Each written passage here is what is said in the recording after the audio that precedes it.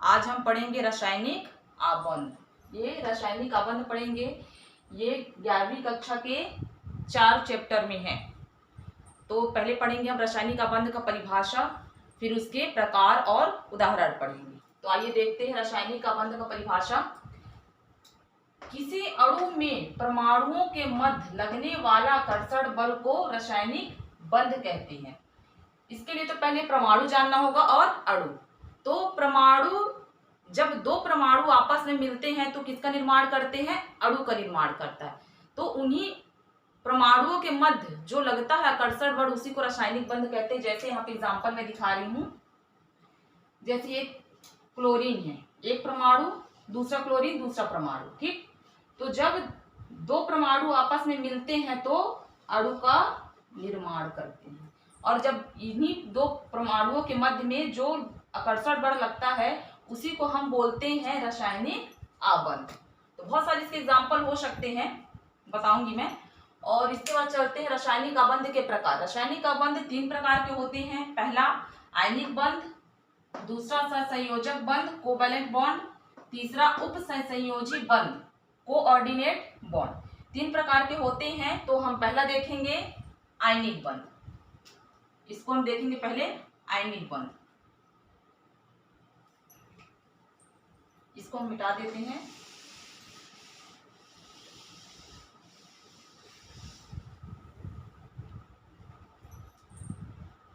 पहला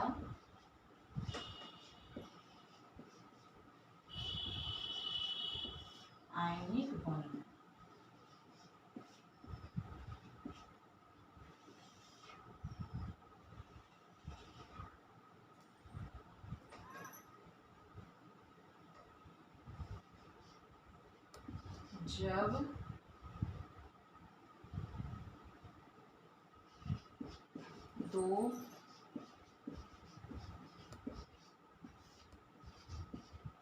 जब दो परमाणुओं में इलेक्ट्रॉनों का स्थानांतरण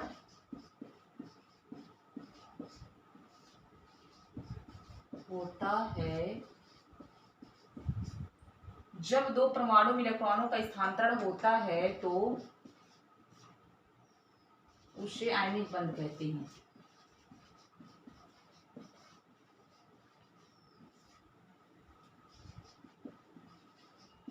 आयनिक बंध कहते हैं।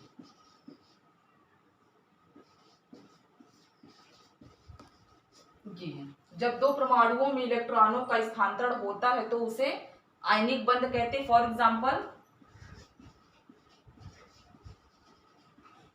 एग्जाम्पल देखते हैं। NaCl लेते हैं, Na+Cl, तो क्या बनता है? NaCl बना। ये कैसे बना देखते हैं।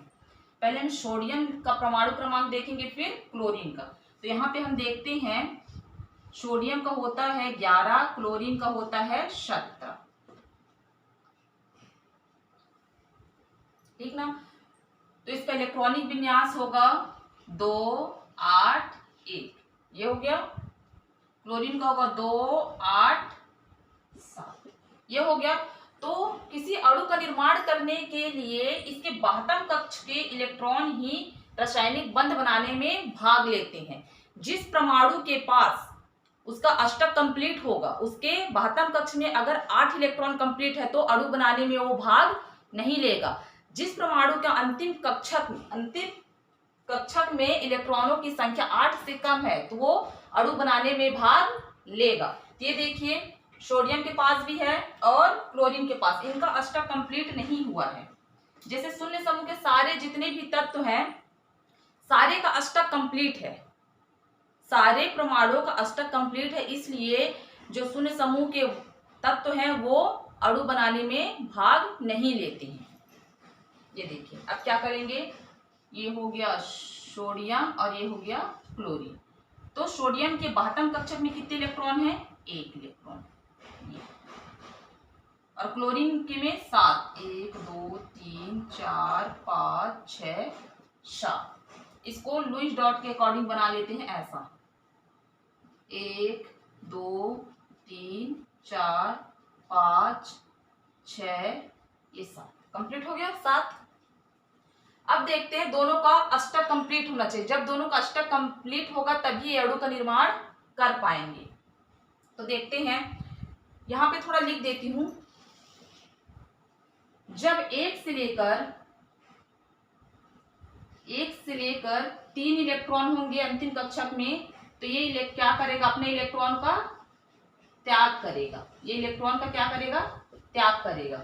और अगर 5 से 7 है, बाह्यतम कक्षक में 1 से 3 इलेक्ट्रॉन रहेगा तो अपने इलेक्ट्रॉन का वो परमाणु अपने इलेक्ट्रॉन को त्याग करेगा।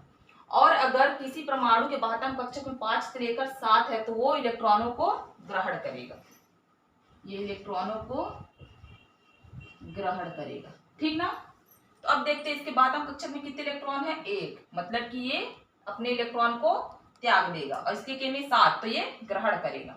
तो देखिए क्लोरीन सोडियम के 1 इलेक्ट्रॉन को ग्रहण करके अपना अष्टक कंप्लीट कर लिया। ये देखते हैं 2 8 1 था इसका, 2 8 7। ये देखिए इसका 1 इलेक्ट्रॉन कौन ले लिया, क्लोरीन। तो ये क्लोरीन के पास ये 8 आ गया और इसका 1 इलेक्ट्रॉन चला गया। तो देखिए सोडियम का भी अष्टक कंप्लीट हो गया और क्लोरीन का भी अष्टक कंप्लीट हो गया। इस प्रकार से ये Na+ और Cl बनाते हैं। देखिए जो इलेक्ट्रॉन को दान करता है, इलेक्ट्रॉन को दान करता है उस पे धन आवेश आता है, और जो इलेक्ट्रॉन को ग्रहण करता है उस पे ऋण आवेश आता है।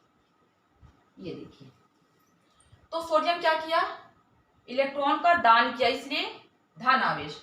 और क्लोरीन उसी इलेक्ट्रॉन को क्या किया, ग्रहण किया, तो क्या हुआ, वो ऋण आयन। कहने का मतलब कि जो देता है उसके पास इलेक्ट्रॉनों की कमी हो जाती है और जो लेता है उसके पास इलेक्ट्रॉनों की अधिकता हो जाती है। देखिए यहाँ पे क्या था, 11 था तो यहाँ पे 10 हो गया, यहाँ पे 17 था तो 18।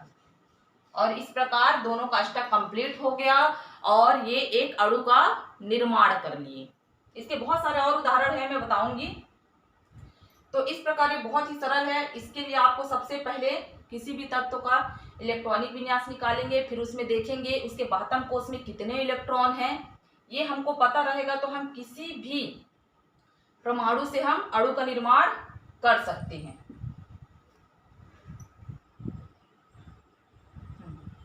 ये देखिए सोडियम धातु है और क्लोरीन अधातु। क्यों, जो परमाणु अपना इलेक्ट्रॉन त्यागता है और धनावेश बना लेता है वो होता है धातु, और जो परमाणु उसी इलेक्ट्रॉन को ग्रहण कर लेता है वो क्या कहलाता है, अधातु। ये धातु और जब अधातु मिलते हैं तो किसका निर्माण करते हैं, अणु का निर्माण करते हैं। तो देखिए सोडियम पता है कि धातु है और क्लोरीन अधातु है। तो इस प्रकार हम और एक डिफिनेशन परिभाषा बोल सकते हैं, जब एक परमाणु दूसरे परमाणु से, जब एक परमाणु का दूसरे परमाणु से इलेक्ट्रॉनों का स्थानांतरण होता है, इलेक्ट्रॉनों का स्थानांतरण होता है तो उसे हम आयनिक बंध या फिर विद्युत संयोजी बंध कहते हैं। और भी बहुत प्रकार की परिभाषा बोल सकते हैं। जब एक परमाणु इलेक्ट्रॉन त्यागता है, उसी इलेक्ट्रॉन को दूसरा परमाणु ग्रहण करता है, तो जो बंध बनता है उसको हम आयनिक बंध या विद्युत संयोजी बंध कहते हैं। ये हो गया। अब इसका और उदाहरण हम देखते हैं। बहुत सारे इसके उदाहरण हैं, जितने उदाहरण करेंगे उतना अच्छा आप लोगों का प्रैक्टिस होगा। अब इसको मैं मिटा देती हूँ, ये नीचे वाला नहीं मिटाऊंगी, इससे आपको सहूलियत होगा, यहाँ पे देख लेंगे।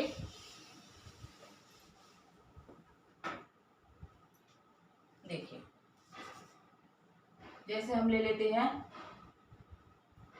मैग्नीशियम क्लोराइड, ठीक ना।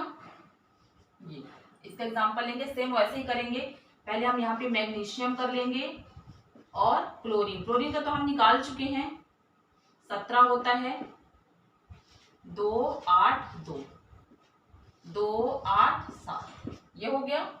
यहाँ पे कैसे कर लेंगे, मैग्नीशियम और क्लोरीन। हमारे पास कितने क्लोरीन है, 2 क्लोरीन है, तो यहाँ पे हम ऐसा लिखते हैं, ठीक है। अब देखते हैं, फिर इसको ऐसे कर लेते हैं। हाँ, अब देखते हैं 72 कक्षा, जिसके पास 2 इलेक्ट्रॉन है, इसके पास 7। तो जिसके पास 2 इलेक्ट्रॉन रहेगा वो इलेक्ट्रॉन का क्या करेगा, त्याग करेगा, और जिसके पास 5 से 7 रहेगा वो इलेक्ट्रॉन को ग्रहण करेगा। तो कहने का मतलब है कि क्लोरीन ग्रहण करेगा और मैग्नीशियम त्याग करेगा। तो देखिए मैग्नीशियम के 72 कक्षा में कितने इलेक्ट्रॉन है, 2 इलेक्ट्रॉन है, ये 2 हमने दर्शा दिया। क्लोरीन के पास 7 है, 1 2 3 4 5 6 7, 1 2 3 4 5 6 ये 7 कंप्लीट हो गया, 7। अब क्या करेंगे, हम इसका अष्टक कंप्लीट करेंगे। जब भी कोई अणु का निर्माण होता है तो उनका अष्टक कंप्लीट रहता है। ये देखिए 7 था इसके पास, ये 8 हो गया, और क्लोरीन का, दोनों क्लोरीन के कितने कितने हो गए, 8 हो गए। तो इसका इलेक्ट्रॉनिक विन्यास क्या हो जाएगा, क्लोरीन का 2 8 8, ये भी क्लोरीन का 2 8 8, ये मैग्नीशियम का 2 8। कहने का मतलब सभी परमाणु का अष्टक कंप्लीट हो गया, इसलिए ये इस प्रकार का अणु बनाता है MgCl2। अब देखते हैं, क्लोरीन 1 इलेक्ट्रॉन ग्रहण किया है तो क्लोरीन पे 1 माइनस चार्ज, जो देने वाला जो देता है, यहाँ पे लिखा हुआ जो दान करता है उस पे धन आवेश, जो ग्रहण करता है ऋण आवेश। तो क्लोरीन ग्रहण किया तो ऋण आवेश, मैग्नीशियम दान किया है तो धन आवेश। कितना धन आवेश, 2, क्योंकि 2 इलेक्ट्रॉन का क्या किया है, दान किया है, और क्लोरीन 1 इलेक्ट्रॉन ग्रहण किया है। ये कंप्लीट हो गया। अब और देखते हैं कैल्शियम ऑक्साइड, ये फिर उसी प्रकार करेंगे। कैल्शियम का कितना होता है, 20, ऑक्सीजन का 8, 2 8 8 2, ये है इसका इलेक्ट्रॉनिक विन्यास। ऑक्सीजन का है 2 6, 8 होता है कंप्लीट। तो इसके बातम कक्षक में 2 इलेक्ट्रॉन, इसके बातम कक्षक में 6 इलेक्ट्रॉन। तो वहां से हम देख के पता कर लेंगे कि कैल्शियम क्या करेगा, इलेक्ट्रॉन का दान करेगा और ऑक्सीजन ग्रहण करेगा। बस हमको पता चल गया। अब यहाँ पे लिखते हैं कैल्शियम और ऑक्सीजन, ये हो गया। कैल्शियम के बातम कक्षक में कितने इलेक्ट्रॉन है, 2। ऑक्सीजन के में कितना है, 6, 1 2 3 4 5 6, ये कंप्लीट हो गया। तो अब ऑक्सीजन को कितने इलेक्ट्रॉन की आवश्यकता है, 2 इलेक्ट्रॉन का। अपना अष्टक कंप्लीट करने के लिए 2 इलेक्ट्रॉन की आवश्यकता है। तो ये कैल्शियम से 2 इलेक्ट्रॉन को लेके अपना अष्टक कंप्लीट कर लिया। अब देखते हैं कि इनका परमाणु क्रमांक अब क्या होगा, ये 2 8 8, क्योंकि कैल्शियम अपने 2 इलेक्ट्रॉन को किसको दे दिया, ऑक्सीजन को। तो ऑक्सीजन का क्या हो जाएगा, 2 6 था पहले, 2 लेके क्या हो गया, अब 8। ये कंप्लीट हुआ। कैल्शियम के भी अष्टक कंप्लीट और ऑक्सीजन का भी अष्टक कंप्लीट, और इस प्रकार एक अणु का निर्माण हो गया। अब देखते हैं कि कैल्शियम इलेक्ट्रॉन का दान किया है, कितने इलेक्ट्रॉन का, 2 इलेक्ट्रॉन का, इसलिए 2 चार्ज 2 प्लस आए। और ऑक्सीजन क्या किया है, 2 इलेक्ट्रॉनों को ग्रहण किया, इसलिए माइनस चार्ज। ये ऐसे, ये कंप्लीट हो गया।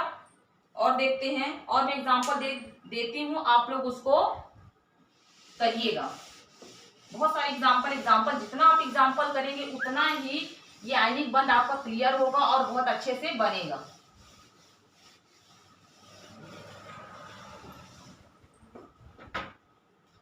ये देखिए AlCl3 का आप लोग कर लीजिएगा, कैल्शियम क्लोराइड का कर लीजिएगा। ये 2 एग्जांपल आप लोग कर लीजिए, करके देखिए बन रहा कि नहीं बन रहा। सिंपल थोड़ा सा मैं बता देती हूँ, जैसे आप क्या कर लेंगे, एल्युमिनियम का 13 होता है और क्लोरीन का तो बार बार निकाला जा रहा है, आप उसमें से देख लेंगे तो क्या होगा, 2 8 3, ठीक ना। कैल्शियम का आपने अभी देखा 20 होता है, कैसे, 2 8 8 2, ठीक। क्लोरीन का तो निकला हुआ है तो क्लोरीन का निकालने की आवश्यकता नहीं है। इसको कैसे कर लेंगे, एल्युमिनियम और तीनों तरफ क्लोरीन। अब इसके लास्ट कक्षक में जितने इलेक्ट्रॉन होंगे आप उसको कर देंगे और ये अणुओं क्या है, परमाणुओं का अष्टक कंप्लीट कर देंगे। फिर देखेंगे कि कितने इलेक्ट्रॉन को त्यागा है, कितने इलेक्ट्रॉन को ग्रहण किया है। इसी प्रकार कैल्शियम का भी आप कर लेंगे, कैल्शियम क्लोराइड का कैल्शियम और दो तरफ क्लोरीन जोड़ लेंगे। इसका आप करिएगा, करके देखिएगा एग्जाम्पल।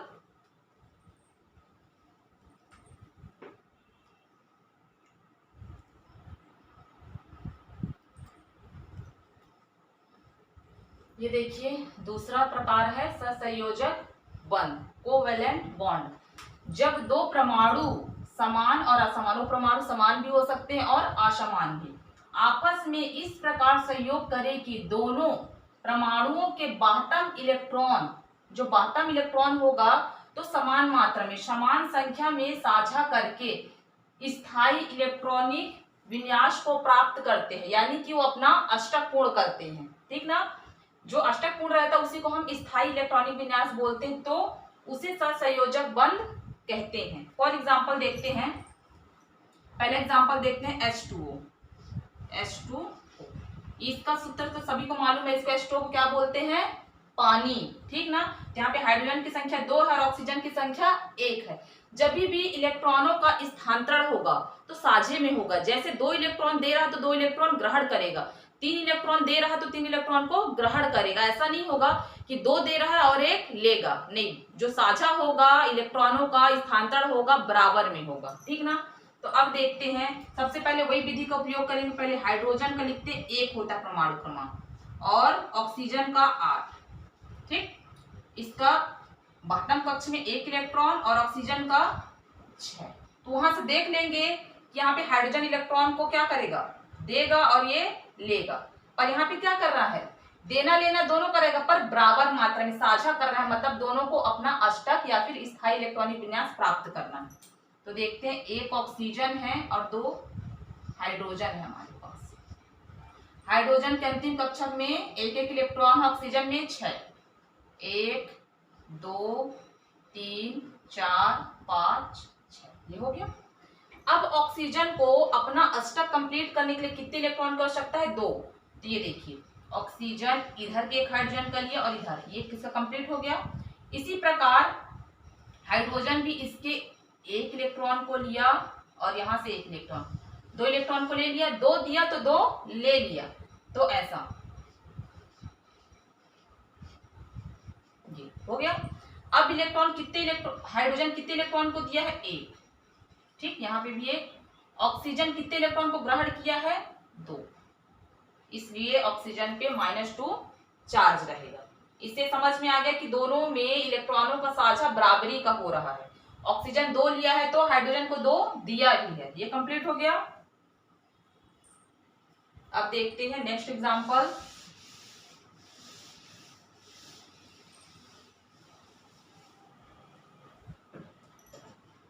कार्बन टेट्राक्लोराइड, ये हो गया। ठीक ना, यहाँ पे कार्बन की संख्या 1 है, क्लोरीन की संख्या 4 है। तो कार्बन का एटॉमिक नंबर परमाणु संख्या 6 है, इलेक्ट्रॉनिक विन्यास 2 4।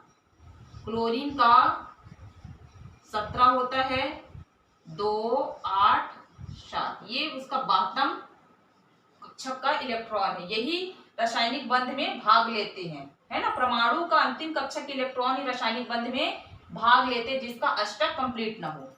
ये देखते, एक कार्बन पे कितने क्लोरीन जुड़े हुए हैं, 4 क्लोरीन, ये कंप्लीट हुआ। अब कार्बन के बाह्यतम कक्षक में कितने इलेक्ट्रॉन है, 4, 1 2 3 4।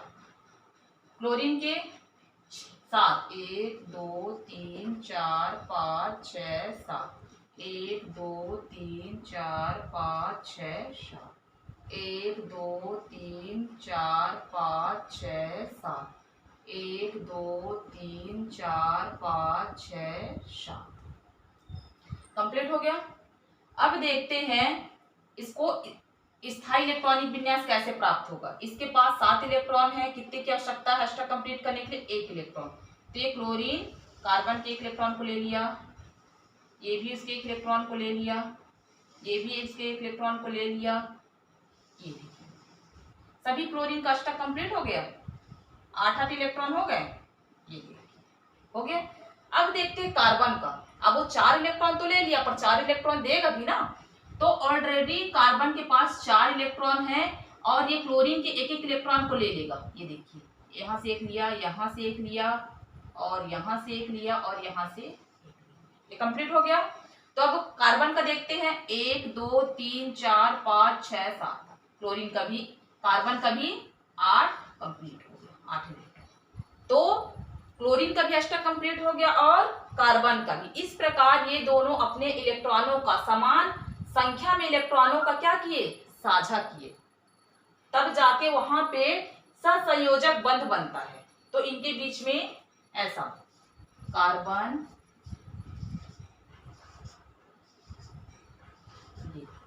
ये सहसंयोजक बंध, यहाँ पे जो बंध बना वो सहसंयोजक बंध बना। ठीक है, अब देखते हैं और भी एग्जांपल, एक दो एग्जांपल और देख लेते हैं, फिर आप लोग अपना प्रैक्टिस करेंगे। ये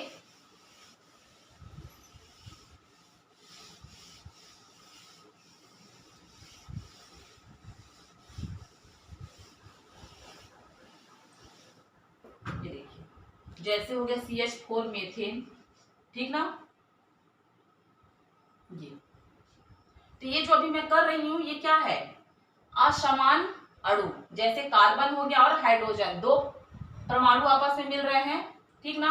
अगर मैं O2 करूं तब ये होगा समान परमाणु मिलकर समान अणु का निर्माण कर रहे हैं, है ना। तो ये देखिए कार्बन का भी सेम वैसे ही करेंगे। अभी तो हमने कार्बन का निकाला है, तो कार्बन का 6 होता है, हाइड्रोजन का 1, बस 2 4 1।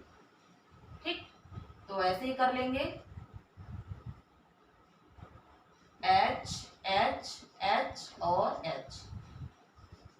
एक हाइड्रोजन की बातम कक्षक में 1 1 इलेक्ट्रॉन है और कार्बन के भी बातम कक्षक में 4 इलेक्ट्रॉन। ये हो गया। अब हाइड्रोजन कार्बन के 1 1 इलेक्ट्रॉन को लेके हीलियम का इलेक्ट्रॉनिक विन्यास प्राप्त कर लेता है। ये हो गया।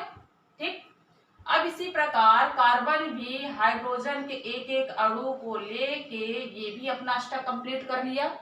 बस ये इस प्रकार से CH4 मेरा सहसंयोजक बंध का निर्माण कर लिया। अब इसी प्रकार ऑक्सीजन का देखते हैं। ऑक्सीजन का कितना होता है, 8 2 6। तो इसके बाटम कक्षक में कितने हो गए, 6 हो गए। इसके भी 6 हो जाएंगे,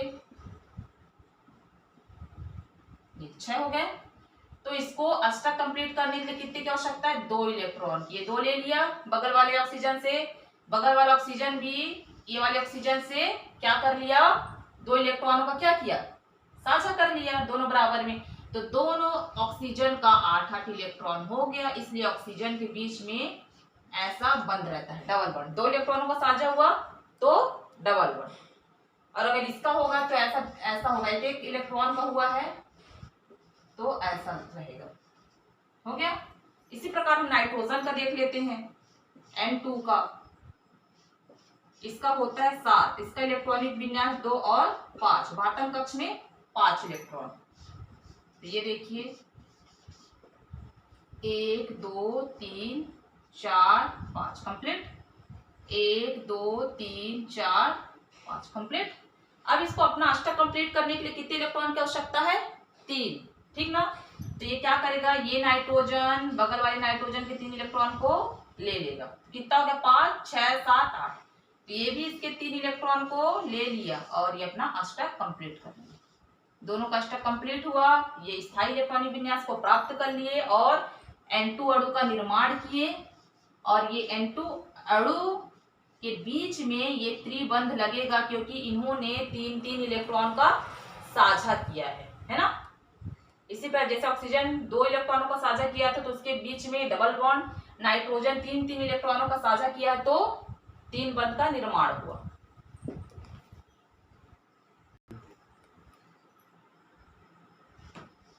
Cl2 अमोनिया CO2। ये आप लोगों का होमवर्क है, ये आप लोग करके देखिएगा कि इसमें कौन सा बंध पाया जाता है, इसका आप लोग निकालिएगा।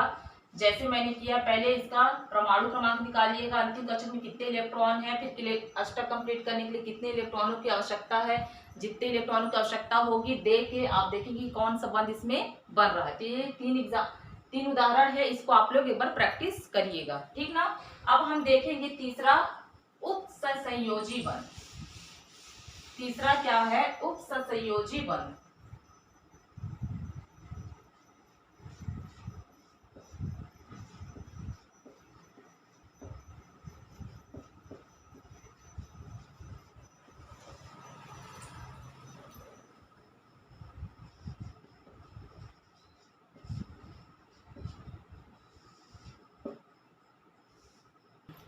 अब देखेंगे तीसरा उपसंयोजक बंध, कोऑर्डिनेट बॉन्ड। किसी दो परमाणुओं के मध्य इलेक्ट्रॉन युग्म का आदान प्रदान या दोनों परमाणुओं के द्वारा उस इलेक्ट्रॉन युग्म का साझेदारी उपसंयोजक बंध कहलाता है ना। इसमें क्या होगा? इलेक्ट्रॉन युग्म का आदान प्रदान होगा, ठीक ना। तो इलेक्ट्रॉन युग्म जो काफी इलेक्ट्रॉन युग्म का दान करेगा, है ना। किसी दो परमाणुओं के मध्य इलेक्ट्रॉन युग्म का आदान प्रदान, जो एक परमाणु अपना इलेक्ट्रॉन दूसरे को देगा, दूसरा उस इलेक्ट्रॉन को, एकाकी इलेक्ट्रॉन युग्म को ग्रहण करेगा। तो देखते हैं फॉर एग्जांपल,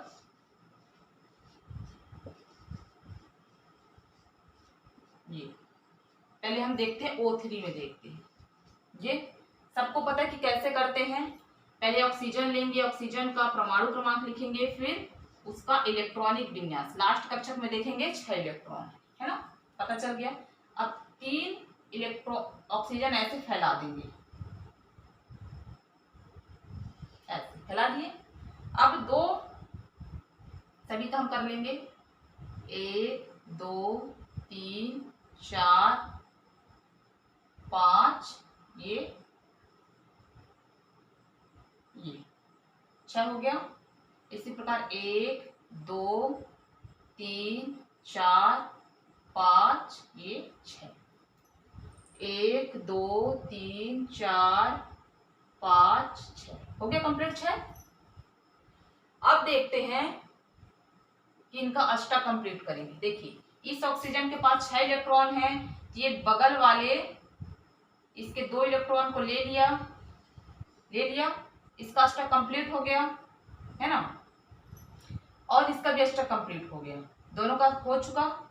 अब क्या करेगा? इसके पास नहीं है तो ये क्या करेगा? इसका अष्टक कंप्लीट नहीं होती है, बगल वाले के पास एकाकी इलेक्ट्रॉन युग्म बचा है ना, तो ये अपना 2 इलेक्ट्रॉनों को इसको दे देगा। इससे लेगा नहीं, ये सिर्फ दे देगा, ये अपना दोनों को दे देगा। ये तीर के ऐसे निशान से रहेगा। इसको जो ये उपसंयोजक बंध है उसको हम तीर के निशान से दर्शाते हैं। तो ये क्या किया? अपने दोनों इलेक्ट्रॉन को दे देगा। तो इस इलेक्ट्रॉन को हम बीच में लिख देंगे इस टाइप से। यस, कंप्लीट हो गया। देखिए, इसके पास 6 था, 7 8 इसका ले लिया। इसके पास 6 थे, इसके 2 को लिया, तो क्या कितना हो गया? 8। दोनों का कंप्लीट हो गया। इसका कंप्लीट नहीं था, तो इसके पास 6 था, तो ये वाला ऑक्सीजन अपने एकाकी इलेक्ट्रॉन युग्म को दे दिया, तो इसके पास 6 था, इसका 2 ले लिया, तो इसका भी अष्टक कंप्लीट हो गया। तो इसको इस प्रकार दर्शाएंगे, ऑक्सीजन ऑक्सीजन ऑक्सीजन, ऐसे। यहाँ पे भी हम दर्शा सकते हैं।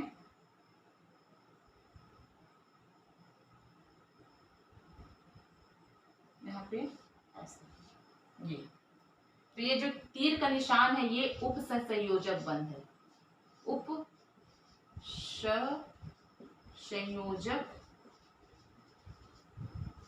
बंध है ये।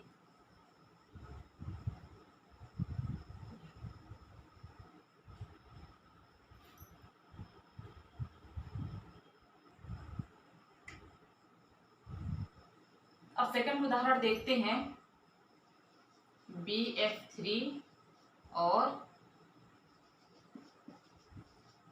NH3 का देखते हैं, ठीक ना। NH3 का तो हम निकाल चुके थे।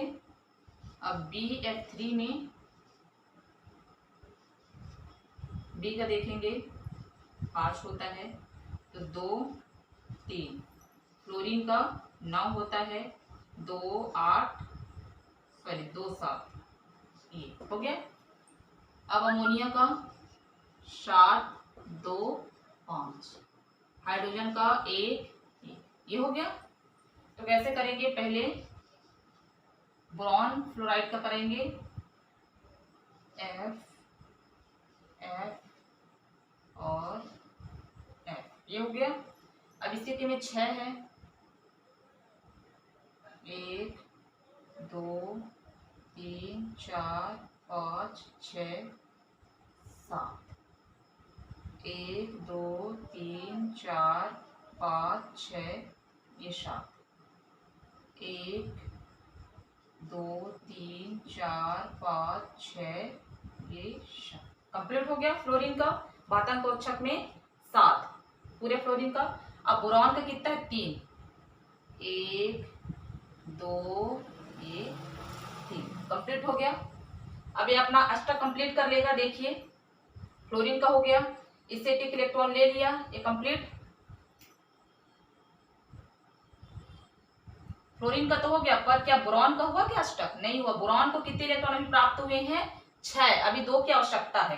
तो इसी प्रकार हम देखेंगे अमोनिया, इसके अंतिम कक्षक में हाइड्रोजन के 1 इलेक्ट्रॉन है, ये हमने कर दिया।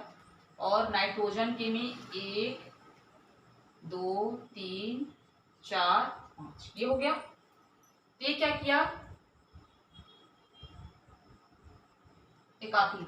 नाइट्रोजन का 5 है, 6 7 8, तो ये साझा कर लिया, तो इसका नाइट्रोजन का कितना हो गया, 8 कंप्लीट हो गया। पर फ्लोरीन का बोरॉन का कंप्लीट नहीं हुआ। फ्लोरीन का हो गया, बोरॉन का अष्टक कंप्लीट नहीं हुआ है। तो क्या करेगा, ये जो नाइट्रोजन है अपना, ये जो एकाकी इलेक्ट्रॉन युग्म जो बचा हुआ है, इसको क्या करेगा, ये बोरॉन को दे देगा। तो इसका भी अष्टक कंप्लीट हो जाएगा। 6 ऑलरेडी है, ये 7 1 8। तो इसको किस प्रकार से दर्शाएंगे, ऐसे B F B F B F, और यहाँ पे 2 इलेक्ट्रॉनों का क्या हो रहा है, साझा हो रहा है।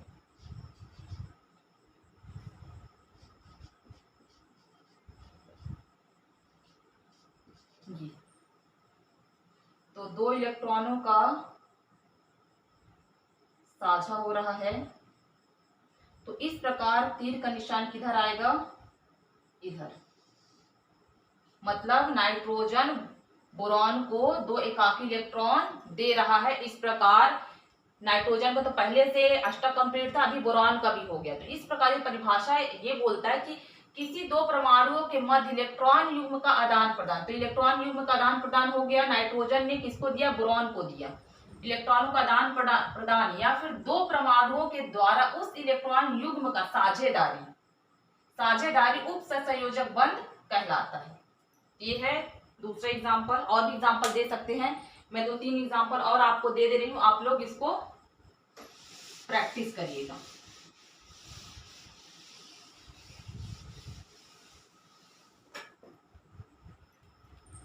Hydrogen peroxide H2O2, second SO2 sulphur dioxide, sulphur trioxide, चौथा H2SO4 सल्फ्यूरिक। ये 4 है, इसका आप लोग कंप्लीट करिएगा। सेम वैसे ही करना है। सल्फर का 16 होता है, ऑक्सीजन का तो आपको पता है। सल्फर का 16 है, इलेक्ट्रॉनिक विन्यास निकालेंगे, लास्ट में देखेंगे कितने इलेक्ट्रॉन है, उसको करके आप लोग ऐसे प्रैक्टिस करिएगा।